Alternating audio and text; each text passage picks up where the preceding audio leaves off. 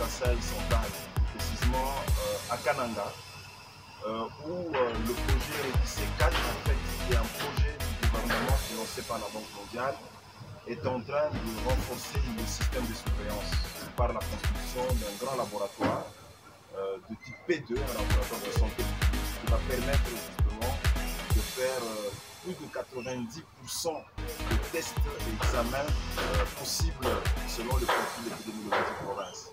En fait, ce laboratoire, qui est une première dans la province, est un bien précieux. C'est un bien de santé publique qui va permettre à la fois d'accélérer le diagnostic, parce que jadis, dans cette province, quand on avait des épidémies, on devait prélever et envoyer les échantillons à Kinshasa pour la confirmation. Grâce à ce laboratoire, cela va tout se faire. C'est-à-dire que le diagnostic sera posé localement. Ça, c'est le premier élément. Mais comme vous l'avez bien compris, le fait que nous allons pouvoir subventionner la partie réactive, nous allons bien subventionner la partie fonctionnement, nous allons aussi bien subventionner la partie qui va s'occuper de tout ce qui est formation. Ça veut dire que le coût devrait être accessible. Parce que ce qui nous intéresse, nous, c'est d'abord la qualité du plateau technique, mais aussi l'accès des populations, surtout les populations pauvres.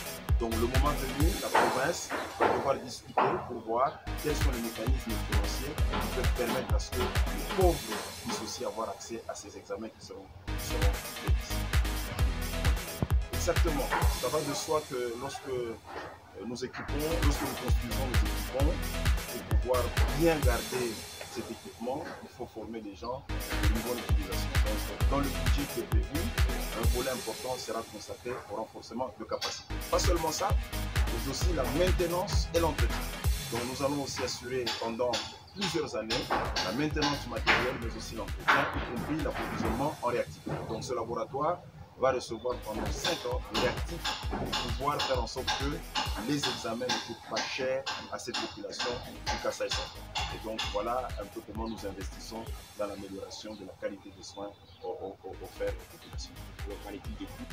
Et nous espérons que ce travail va être mis en réseau parce que ce laboratoire ne va pas être isolé. Mais par contre, nous serons en réseau avec le petit laboratoire au niveau des hôpitaux généraux de référence. Donc un travail éloquent, un travail qui permet justement d'investir dans la santé de la population et comme on ne cesse de dire, avoir une population en bonne santé, c'est d'avoir une population qui contribue à la production et donc qui contribue aussi par le projet à la croissance économique. Voilà donc ce qu'il faut reconnaître de ce laboratoire P2 de Kananga qui va terminer au mois de mai 2025. Donc au mois de mai, ce laboratoire sera opérationnel grâce à une expertise d'une maison de construction qui va se présenter tout à l'heure et vous voyez déjà que le travail avance très rapidement grâce à la supervision des uns. Représentant, architecte et représentant de l'entreprise Johnson Group. Donc voilà l'œuvre que nous sommes en train de faire ici précisément. Il s'agit du laboratoire de santé publique. Il s'agit du laboratoire de santé publique de Kananga. Donc une œuvre qui nous a été offerte par le gouvernement, financée par la Banque mondiale, donc projet réalisé 4. Donc voilà l'œuvre que nous sommes en train de faire. Donc là, nous sommes déjà à 6 mois d'avancement des travaux et nous évoluons le plus rapidement possible afin de finir dans les délais contractuels prévus. Là, nous sommes en train de construire le bâtiment du laboratoire de santé publique, donc financé par la Banque mondiale. Et il y a l'IDG qui nous contrôle ici. Donc nous avons le bureau de contrôle d'espace tropical, donc un regroupement d'espace tropical et 7 unités. Donc là où nous voyons, donc, nous sommes déjà au niveau de l'étage par rapport à l'état d'avancement. On est déjà à 6 mois de travaux. Donc là, nous nous battons pour que nous puissions terminer les travaux au mois de mai de l'année prochaine. Tant soit fait, quelles que soient les difficultés que nous avons, surtout liées au niveau de l'exploitation des histoires qui vont venir de l'Europe, mais les commandes ont été déjà faites. Là, les histoires sont en commande. Pour l'instant, nous nous battons pour que l'infrastructure puisse se terminer au temps prévu. Et je pense que de le mois de janvier, nous commençons tout ce qui est finition et terminer tout ce qui est les gros œuvres. Donc c'est ce que nous sommes en train de faire pour l'instant. Quels sont les spécifiques? Donc le bâtiment est divisé en 3 parties par des joints de rupture. Et ces bâtiments, nous avons au niveau du sous-sol, c'est là où on va faire le tri de chaque échantillon qui vont venir pour le laboratoire. Et au niveau du dessus là où nous sommes, il y a plus le bureau, donc l'administration, et nous avons le local technique pour la climatisation centrale. Donc au niveau du dessus, c'est ce que nous avons comme spécification. Vous avez des difficultés, des contraintes que vous avez? Parce que dès le début, la fondation était une fondation en ciment isolé, mais néanmoins, le sol ne nous a pas permis de faire ce genre de fondation.